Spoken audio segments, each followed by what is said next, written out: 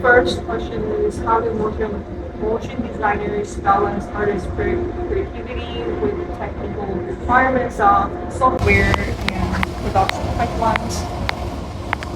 It's an interesting balance because um, technology is always changing. It's still changing now. And it's still changing now. Even when, as I was a younger professor, when I was even when I went to school, I didn't learn computer. Right when I graduated, all of a sudden they said, "Do you know Adobe Photoshop?" And I'm like, "What? Oh, Yeah, what is that?" So I had to go back to school to learn the programs. And so eventually, the technology back then was how to do certain processes, like Ruby Lift.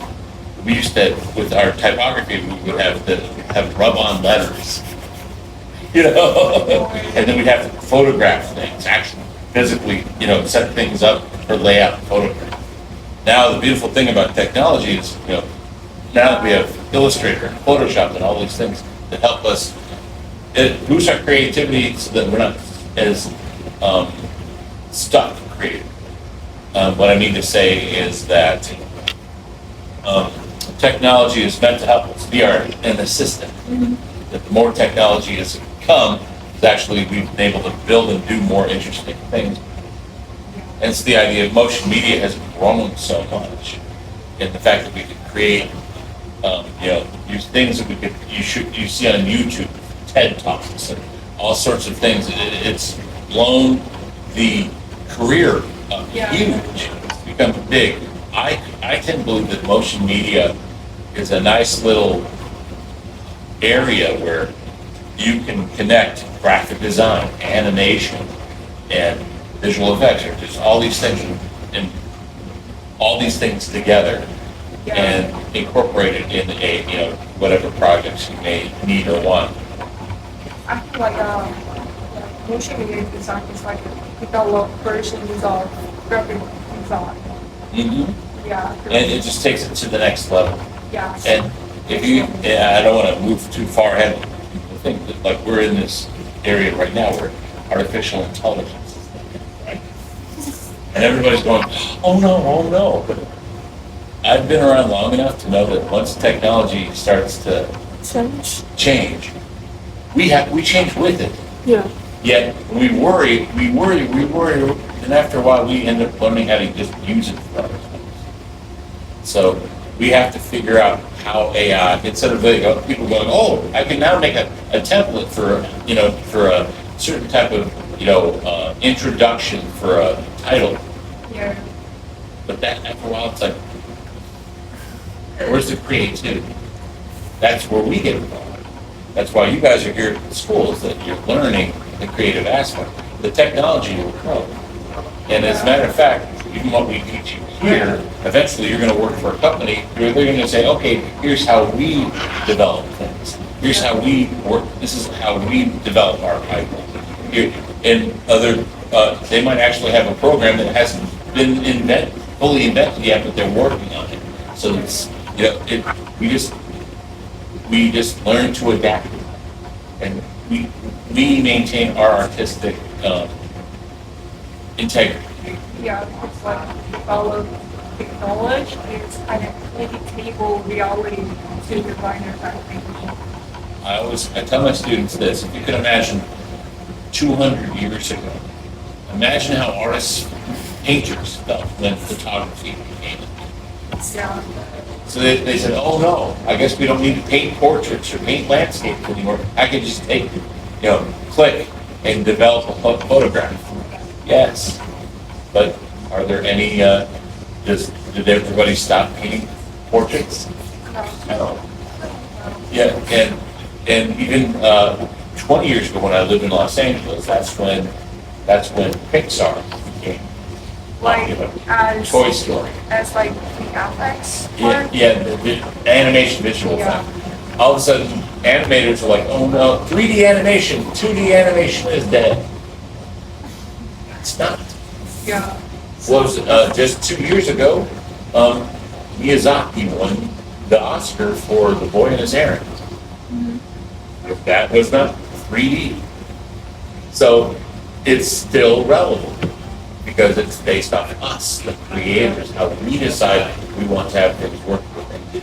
We have, as motion media designers, we can look at the tools that we're given and how do we develop and create. Yeah. We use them as, this is an assistant. But like, It's not the yeah, creator. Yeah. So- The matter is having identity and creativity also like direct. Absolutely. So AI, it's not evil. It's just a new technology. It's a new thing that we can connect and use Yeah, for ourselves. just a like assistant. Exactly. Yeah, except the AI, like nowadays I've already learned the After Effects with you, so is there any other like software we need to learn for just the motion media? I know like illustration, and what about others? Yeah. Illustration, animation, so understanding what the principles of movement, because even, like I said, I talked about, moving type. To give it a personality, you have to understand that it's not mechanical. You don't just have something and slide in. There it is, haha. Give it a personality, give it Yeah. natural, relatable movement. So if you understand how those 12 principles work, you incorporate those principles of animation into your motion media design. Therefore, it builds you as a designer. Definitely. Next question is When working on motion design project, to what extent do you think the static Static graphic design graph- elements like Layout or fonts, affect the AI, quality of as the you font. mentioned before, typography. Yeah, so imagine you're building something in that Illustrator, right? It looks static, but you could actually put that into like a program like Adobe After Effects. Yeah. And then I would say the beautiful part about Adobe is that everything connects. Yeah, right. It's cross-platform. Therefore, I could take a Photoshop file, an Illustrator file, bring it into Adobe After Effects, and you could still maintain the integrity of the layers. Therefore, you can animate the different layers. You can give a life to them. And you give life to it. And you could manipulate the background, and you could build it even more so that you could apply new things like adding effects. Giving effects like giving it, changing its color over time.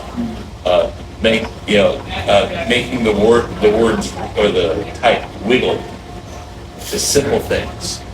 Having it move all together, putting it type on a path, like you would do in Illustrator, where you would put type around a circle, just so it gives it that, like a logo per se. You can animate the logo now, so you can actually have the type move or spin around. So, like YouTube advertising, but when I'm waiting for the other video, like ChatGPT or Claude advertising now. And just even understanding the idea of film or video, if you understand the basics of, just how you can, much like you would build a document in Illustrator, of course, with static things, we have to know width and height. We have to understand, the resolution, whether or not, whether it's rasterized or whether it's vector, right? You have to understand those same things on motion graphics, but now you could put things on screens, or it could be a computer screen, it could be a movie screen, it could even be this screen. Yeah. And you could adjust as you need, if you understand the document beforehand. And understanding other film things like film is 24 frames a second. And it's it's like things you can learn over time. And then when things for computers, for YouTube or whatever else, you can maintain the integrity of the frames per second. So the movement seems natural. The movement seems related. So that definitely a difference. Static image is wow. You decide what fonts you want to do, what kind of textures or backgrounds or little things. But now you can make them move around or decide maybe there's a part of it's that static and others that move. Depends what's important. But you as the artist make that. You the designer, you make that choice. Yeah. Thank you for the. Next I hope one. I'm not talking too much. Yeah. No. Okay. No, that's It's great. really helpful deciding my major. I feel like I'm such a want to be a student now. With a major. So hopefully. There you go. And next question is my question. Okay, With the so rise of that- AI tools like a Claude or generative AI and motion design, what do you think are the fundamental limitations of AI compared to human creativity and maybe craftsmanship? That speaks word, just the question itself. It's human creativity, it's craftsmanship. You folks, we all make the design. All AI is, it's artificial intelligence. It's a computer. It takes examples that previously has been done. It can create something really neat, but where does it go? Whereas you could use AI. Again, it's an assistant. It becomes, the limitations are what you type. Yeah, prompt is Yeah, the problem. yeah. So what you prompt, and I don't know if have you prompted anything, folks, where you tell it what to do, and yet you get the image back, and you're like, no, that's not what I wrote, Yeah. or that's not what's in my head. It's an assistant. I used to say it this way, and I have to be very careful, but I used to say computers are stupid. Yeah. What I mean to say is, they don't understand anything. They understand to do what we tell them. Yeah, I think it's more easy to make myself rather than let AI to make it.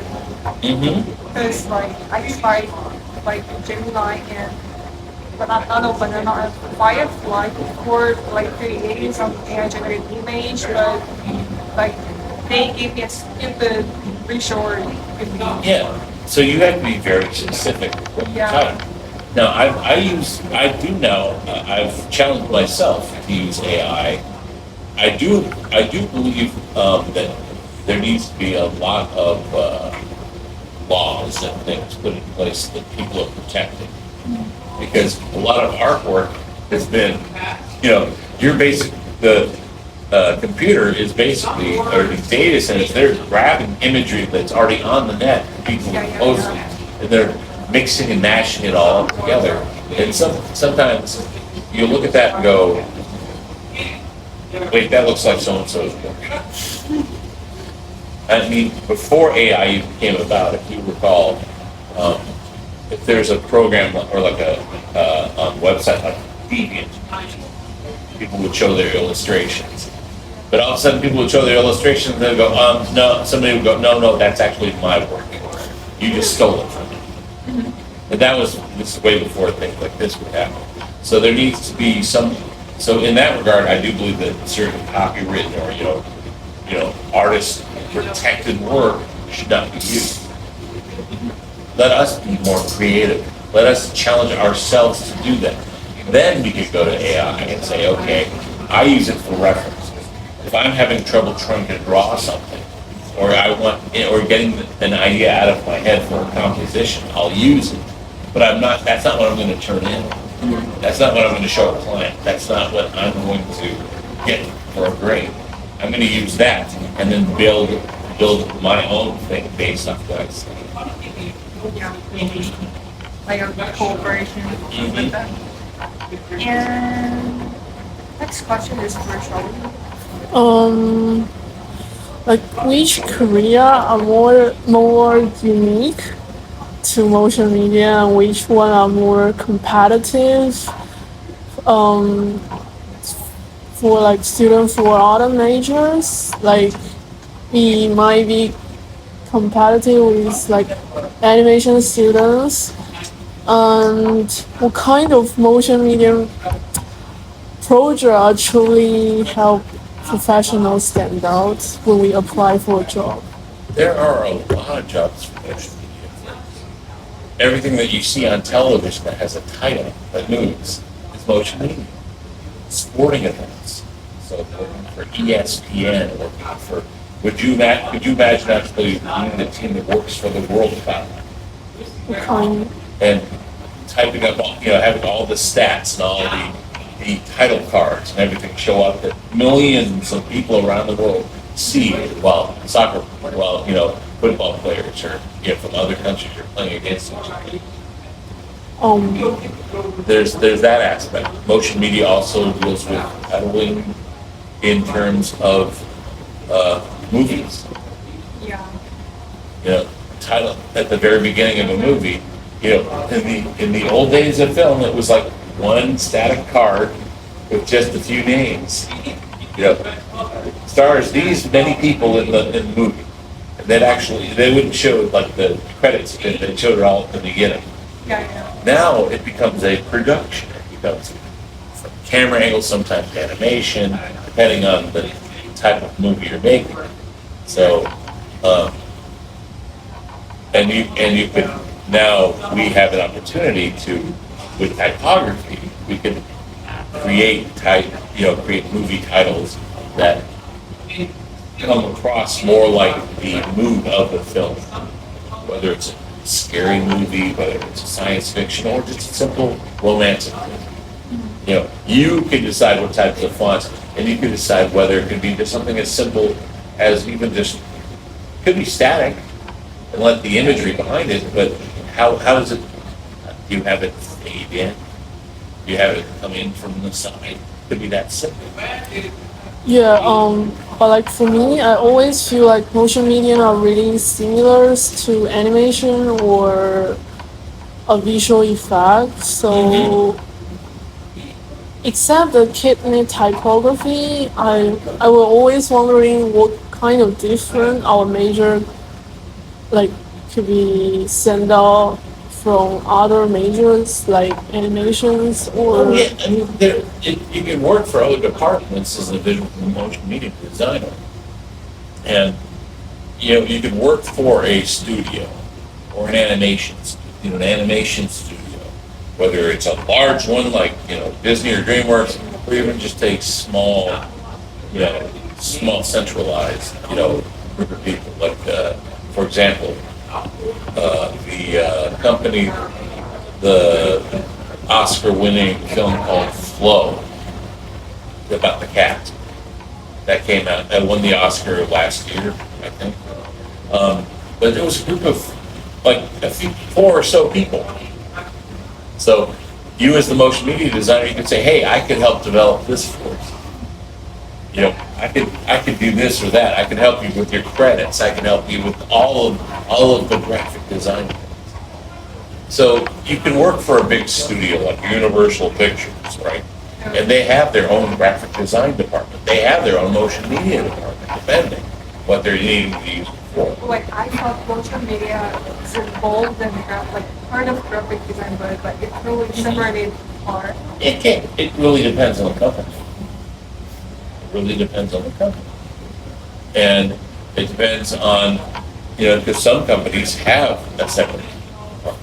Others kind of put it all together. Just depending on what they can afford. And I mean, even also think about not just movies, but titles for television.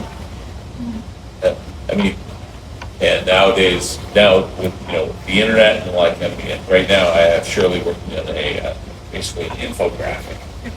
And you'll see them online for like YouTube, like TED Talks and things like that, where they animate podcasts, make them really interesting. That way they could give a more visual element to in an interview, let's say. Yeah. And next question is, what are some common mistakes students make when learning motion media for the first time? I'm curious about number two. Common mistakes. When they get in. Oh, it's much like, I will say this, it's a common mistake of ours in general. I don't know, Not only that part. and I mean, it's just with graphic designers too. I mean, I don't know, when you folks have a big, like a poster to create, do you find yourselves, don't mind, forgive me for asking you the question, do you find yourselves getting stuck in the details? Yeah. But you forget about the layout. Yeah, before get like an overall view, a little more like I feel like when I work at my personal work, I really into minor details. Even nobody really cared about that. I really like studying that. So it's the idea of if you forget about just the overall composition and you're so focused on whether the animation works well or this or even in graphic, is this working right? Get the composition done first. Once you figure out where the headline goes, Yeah. where the sub-headline goes, what kind of imagery you place, the layout. Once you figure that out, then you work on the details. I compare that to the idea of drawing a portrait. When we draw a portrait, people get very focused. Early folks. I have to work on my shading. I have to make sure the nose is right. I have to make sure the eye. And they're stuck on that the detail of what the shadow of the eye and whether the eyelash. Like, did you figure out where the eye goes? Yep, like the very first student have to focus is like the overall composition Yes. and like correct like proportion in case of fine art. And so I find with motion media, the same thing. The same things happen. In motion media, we get so wrapped up in those keyframes, which is the idea that you're on a time using a The timeline. timeline. You're on the timeline, and you have keyframe. So many. You have possibly too many. Whereas you could use get the same look and the more natural look just by having your before, your beginning and your end, and then adjusting a graph and just making the movement smooth instead of making sure it's like you're trying to control it. And again, let the assistant help you. Oh, like this is the way Yeah. using AI for the games. Combine those two questions because I remember we have a pre-assignment. It's you want us to find the two motion media work, and it shouldn't be movie, it shouldn't be anime, and it shouldn't be visual effect. Yeah. So Like motionographer. So for me, I was thinking the difference between the misunderstand of motion media might be another common mistake. It can. I think so. I agree. So it's like, well, if you won't let me show you an animation, you won't let me show this, what's motion media? So that's why, at least giving that's why I said, look at this particular website. Find something that you find, what was it, motionography. And look at through those and see if you like those examples. What example did you like the most? And it's basically showing the examples of what of top notch, motion media folks who are doing it professional. Yeah, really, really profound. Oh, sure. Which motion did you do the most, and what did you learn from?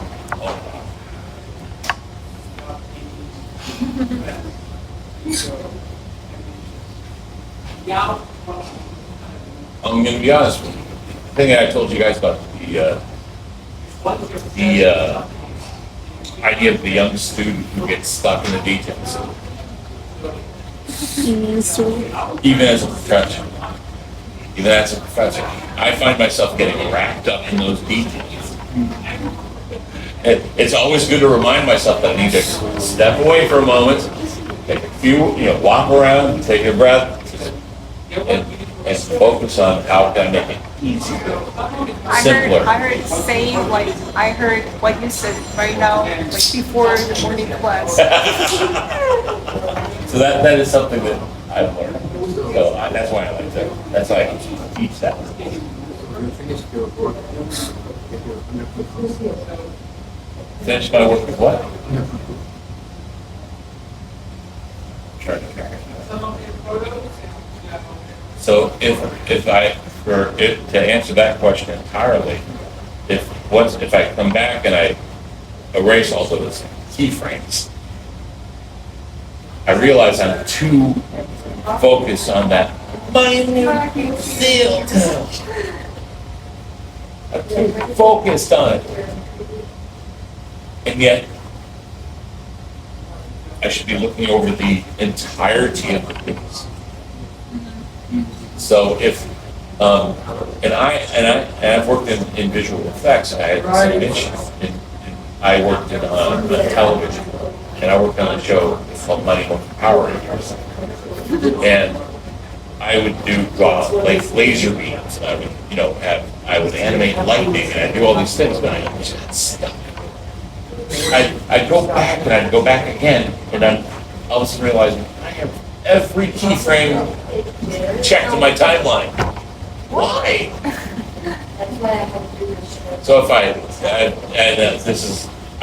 say I've learned this after many years. I go, Thank you for yeah, sharing. I could have done that differently. Yeah. Thank you for sharing struggling experience. Yeah, we all A long struggle. time. We all struggle. We all come upon a project that challenges us. The trick is to believe in yourself. It's really meaningful and like unforgettable experience and it's really important. What are you gonna do in the future? Like related to my work now. Absolutely. And understand that as an artist, you are always growing, always evolving. So your reel that you'll create, your motion media reel that you'll have out of SCAD will change. Yeah.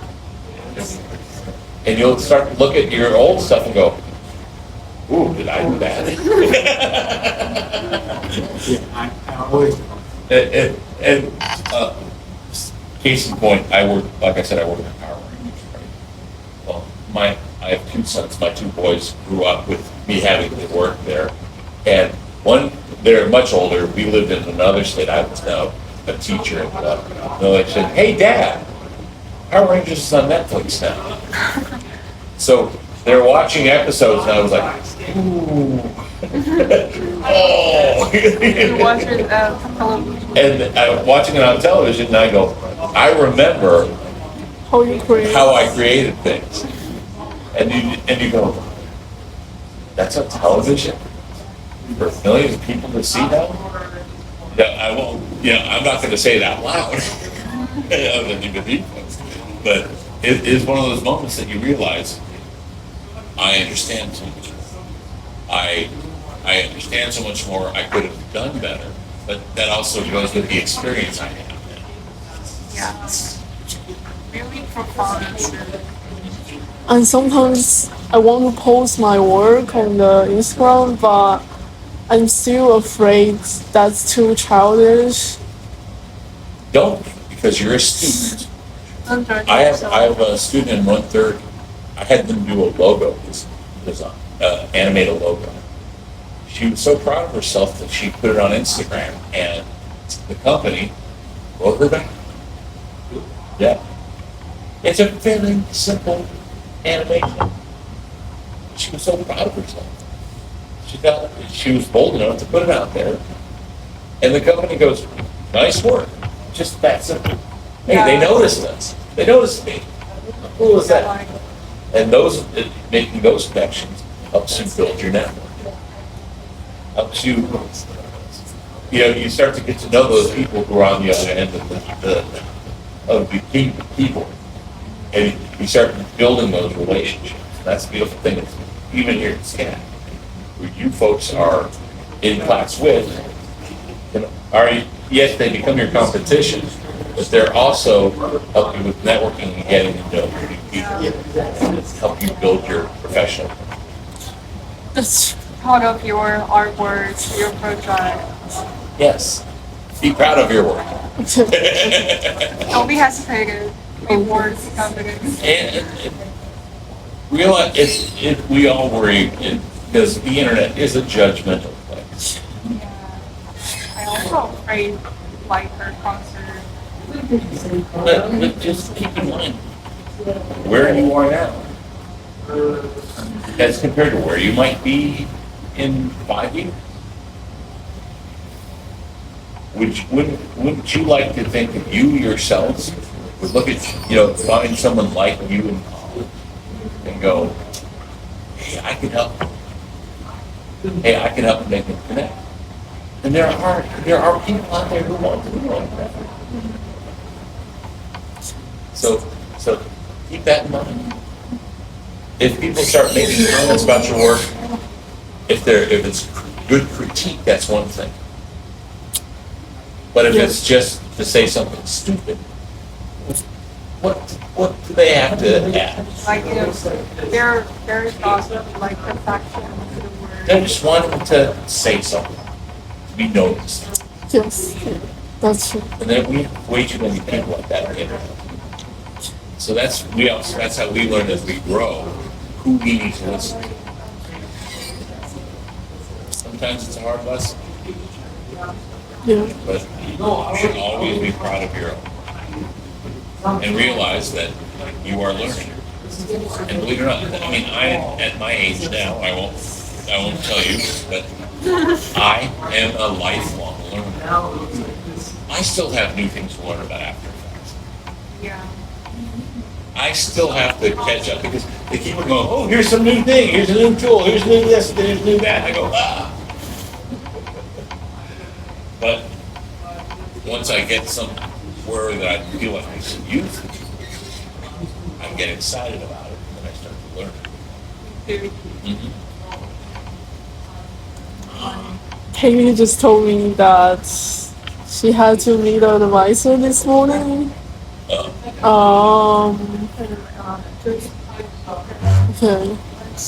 Let's keep her in. What was the next question?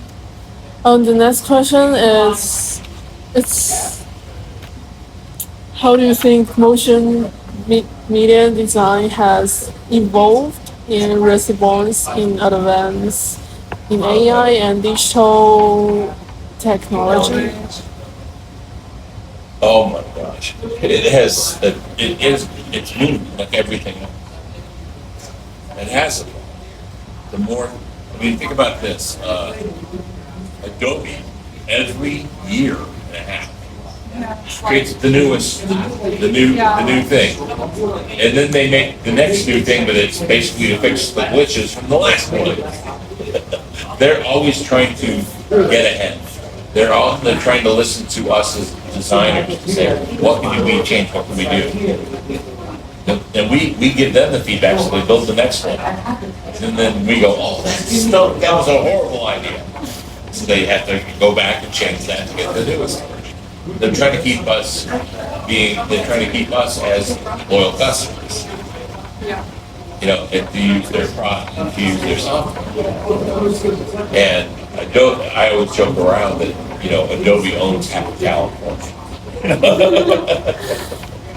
It is just, I think, we have to evolve as artists. That doesn't mean that we have to keep in mind following trends is one thing. But as the graphic designers, we follow trends in color, trends in typography. How does that translate into learning the trend in technology? It all works together. How can you make it work together? Yeah. And not be separating each other. Our practice work and communication is most of the time the field today because I prefer to work independently. I understand. It's important. It's good to be, if you want to be a solo or freelance designer, good for you. But understand that even freelancers, the difference is that you're just going to be at home working. But you still have, that you are going to be the one responsible to get your clients. You're going to have to be the one who basically makes sure that you get paid. If that's good, that's fantastic. People can't live like that. I have many friends who I've worked with. By the way, and you know, just maintaining a network, getting to know people. Eventually, you can work independently, and you can do it successfully. But sometimes you might have to work for a company for a little bit. Just a little bit. It's a little bit. But as you build your clientele, you build your skills, then you can go, okay, you know what? I'm going to go on my own. And the beautiful thing now, within the last 10 years, everything, thanks to COVID, but, you know, we basically have learned to work at home, right? So it's more accessible. When I left Los Angeles, I thought to myself, well, I guess I'm not going to do this anymore. So I had to look for other ways that I could be creative. I lived in Arizona, desert, Yeah. and I was sad. I didn't like it. But that's where I found teaching. And that's how, and I learned that I personally love teaching. But within everything together, it's now, doesn't matter if I lived in Arizona, doesn't matter if I lived in Savannah. I could have a client in China, I can have a client in London, I can have a client in New York City. It all depends on how you build your network. Yeah. And you do have to go and out there and meet people. So going to conferences, going to events, whether it's local or big, like a Comic-Con or, you know, something of that nature, you get to meet people. And you get, you know, you give business cards, you tell people that you exist.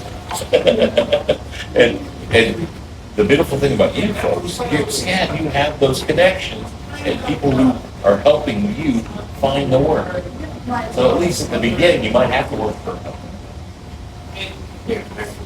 But you build your network, you build everything so that you can say, you know what, I'm going to work somewhere else. I'll still work for you, but I don't want to come into the office. I have a friend who works for DreamWorks. He started out, he went to school, he painted landscapes. Then he all of a sudden worked in the industry. He started to work for animation. So he painted backgrounds for animation. And all of a sudden, things went digital. So he started to have to learn Photoshop, and learn all these things. He became so good at it that they hired him to have him teach other people how to. So he worked, but he's the most amazing networker. He started to, while he was working for, say, Disney, he was like working for Mattel, like a freelance project. Or whatever he could, he just knew, you know, he would make connections with people. Let's face it, if it wasn't for people, there would be no art. That's true, but I think that because some people are not really good at networking, so like It's true. yeah. I understand, you know, some people would prefer not to talk, or just, they like to be in their But space. they should be active. They should be, we have to learn to meet. Because you, here at SNAP, for example, you have people who will help connect you with businesses, help you connect you with companies, and help you start your career. You have to be the one to step through the door. That's You have to be the one to represent your art. Because otherwise, you can say, I can make this amazing motion media art. Who's gonna see? Yeah. I'm gonna put it on YouTube. I'm gonna put it on, I'm gonna put it on my Instagram. But who knows you exist? I'm gonna hire. So that's having those connections. SCAD is a network for you folks. You guys, once you become, when you're alumni, you still have that connection. So if you're struggling finding clients, you go, hey, SCAD.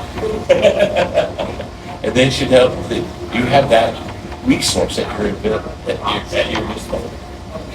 I mean, networking is required skill really like very significantly everyone because like as you mentioned, like I have a really nice skills, but if I don't have people who truly working with me now, then like nobody hires me. And then eventually you make friends with certain people who could recommend you. Yeah. So that you can work with. Oh, I've worked with him. I've worked with her. You should definitely use them. Yeah. Agree. See, so that's where that's becomes important. And that's where even just like your friends, your classmates, your roommates, people you get to know over time. People I worked with in Mighty Morphin Power Rangers, I'm still friends on Facebook. Every once in a while we go, hey, how are you? Before I started teaching here at SCAD, I considered going back into the world of visual effects. So I started asking my old friends, so. Yeah, those things are the positive of networking, but it still will have some conflict when we have a teamwork. For example, it's like what you mentioned, your friend's creative background for Yes. that. But what if some person creative a part of movie, but he create a lot, but finally it just show a little bit. Okay. So when those things happen, how can we deal with? That's a good question. I don't know if I have a good enough answer for that. But let me think on that for just a moment. I do want to at least share with my friend. His name's Chris, by the way. He lived he grew up near Los Angeles in Pasadena. He went to school at the Pasadena school. He started painting, then he started working for this, but he got to know people, he started working for Disney, he started working for Cartoon Network, then he finally ended up at DreamWorks. He's been at DreamWorks for 20 years. And guess what? He doesn't live in Los Angeles. He moved to Tennessee because his son went to college there. So he commutes. He still works. He's worked on Kung Fu Panda. He's worked on, Monsters and Aliens and all these other big DreamWorks programs. Yet he works from home. Because he's built up the reputation as well as the reputation with the company, as well as he has the network, he can do that. So those things happen over time. There are people who might say, well, I've only worked a little bit of something. That's all they can take credit for. If you're working in a team environment, which is just, that's art, that's design work. You might actually work for a team of folks, of motion media designers that you're all have the same goal. But in terms of your reel, you have to be specific. I worked on this thing, this scene, this scene. These are my credits, and you might have to be, and always make sure that you have, your backlog of your data. Have your work show your proof. Have your process. Here's my storyboards. If somebody shows your work and say, I did this, you're like, no. But hopefully if it's a company you work for, they'll be in your corner. They'll be the ones going, But if you were independent,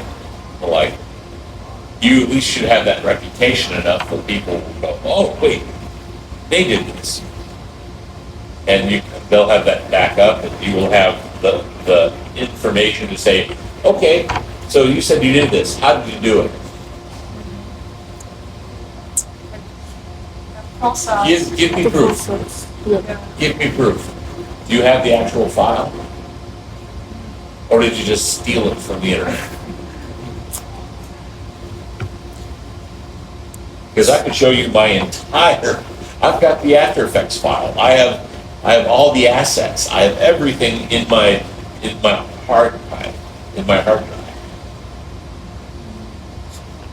In some cases, like even with my personal reel, I have just an example of how I did something. I just wanted to show it. I actually showed the different layers. So the whole process to preserve it, help us to protect us. Yeah, absolutely. It can protect you. And the fact that you show I've done the work. Here's my initial sketches. Here's my thumbnails. Here is my process book. So for the next questions, what type of job can motion media design student persuade after graduations?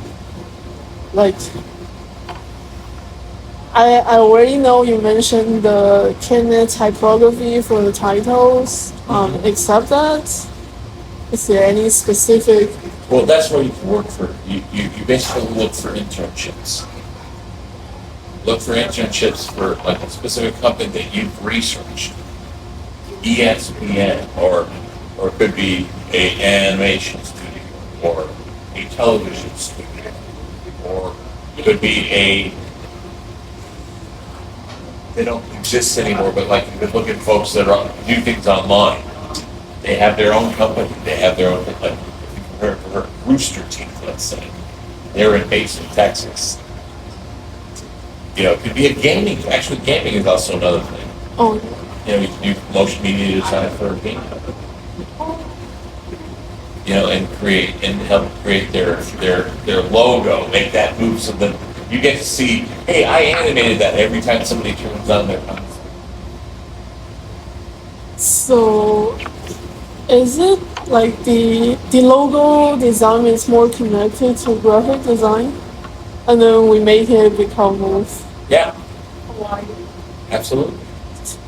Depending on how much or how little text is, depends on how you animate. Yeah, I think someone is about that. And the last question to After my question, what do you think motion design is being become more popular in the future? compared to recent kind of, Yeah. I'm not a trend follower much. because you're just a friend. Yeah, because I get involved in all the types of art. But is AI a trend now? I think Yeah. probably. Yeah, so it's okay, just, I always say ride the wave. In other words, follow it, but, don't just think that, this is it, yeah. Because eventually, what's gonna take over again? In terms of, what, do you find that there's trends in graphic design? In terms of style, do things come back again? Like the old the rock and roll poster style, does that come back? Does certain fonts come back into style? Like Y2K or Yeah. Cyberpunk. So it's interesting. Can you use it for something you're creating, or use it, develop it? Cool. But it's just for that project. So just keep in mind, I'm sorry, I'm going to reread this just to make sure that I am happy with my answer. So, what can be more popular in the future? I think that AI is going to take it into certain levels as far as it can.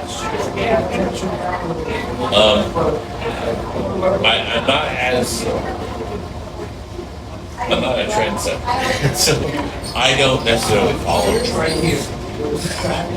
So that maybe that's so I can't say what might be coming up next because we do always try to reinvent something to make it do it. Like a Much like cycle. fashion, like in cycles. So everything's a cycle. Yeah. So what's the new cycle? I don't know. So as also for these questions, like what's trends? So what's classic? Well, hell, what do you consider as classic? No, I'm not sure. So I can be classic, you know. okay. You are the president, right? Yeah. I've got enough gray hair to point at it, but I mean, from what it's like. I'll use the music analogy. We call a lot of days when you grow older, people go, and here's a classic tune from this. You're like, hey, I used to listen to that when I was a kid. That's not classic. That was just 5 years ago. It's funny how we categorize things. Yeah, really depends on. And who knows? Who knows? Maybe you might be the trendsetter. Okay. There you go. So you might look at based off your research, you might look at old typography and go, hey, that might work for this next project. This font looks really interesting. Nobody's used that color in a little while. How would those work together? And you can see if it works. And if it becomes successful design, a successful animation, awesome. The point is that you tried. The point is that you actually created something. That is the important one. Okay, I'll get off myself. So this is the question we prepared for the session. I really appreciate really careful answers Yeah. like each question. Like thank you for your effort this time. Anytime. I love talking about art. I love just getting you guys excited for your future. That's what I love about being a professor. I tell people, I tell students who ask me about SCAD, it's like, how have you enjoyed SCAD? I said, to me, SCAD is like living in Los Angeles. Being in the entertainment industry, there was an energy of vibe, this feeling of, oh, I'm cool, creating something cool, and I'm part of the process. I find that same energy here with you folks. Watching you guys come up with your own solutions to the design problems that we give you, it's fun for me. Because I see it from a different perspective. I see, and what you're learning, what you're showing is based off your experience. What you've learned and what you've lived, it all combines together. You have your own unique voices. Yeah. That's the fun part. Can be resources and it can be developed as a really awesome resource. And that's even as well as that's why we say, okay, if it's time for the project you do, show me what you've done. And we get to see everybody's work. If everybody had the same look, it would be like a factory. Yeah. That's creative. That's not what we're here for. We're not here to make factory workers. That's what, in some cases, that's where the folks who are really worried about AI, they're worried about that's what AI will do. Make make templates, make these things so that everybody has the same design, the same look. But where's your voice? Where's your creative vision? What can you do? What can you take that template and build it from there? Like to me, as getting older, it's really hard to me finding my own voice and like where can I get some really nice inspiration to put my personal work. Do you have people that inspire you? Huh? Do you have artists, designers that inspire you? Yeah. Start there. Find the people that artists, and it doesn't necessarily have to be motion designers. It can be musicians. It can be animators. It can be painters. Well, I inspire a lot from my brother because he's a composer. There you go. So Can you imagine creating a motion media, like a visual representation of this music using abstract shapes? I'll try. I'll try. I mean, surely do something like that for only 15 seconds. We did a project called Four Seasons where they could only do abstract shapes and have them move, but it was based off of music. So they had to time it based off. They had to time it based off the movement of the music and make them work together. So it's like making your own version of, a 15-second version of Fantasia. Yeah. So for that, the inspiration could be both music, when you're walking on the road, the Yeah. experience. What we see on the street. Everything can be in like particular inspiration. And that's the beautiful thing about being designers and artists. It's from here. What we see, what we take in, we collect. We collect by sketching, we collect by, making mood boards, we collect it all up here, whatever we need to do, and then what we develop from it, Yeah. we give it out. And you create your own unique voice. Yeah. So I try to put off like put away my phone while working on the street because of really unique things.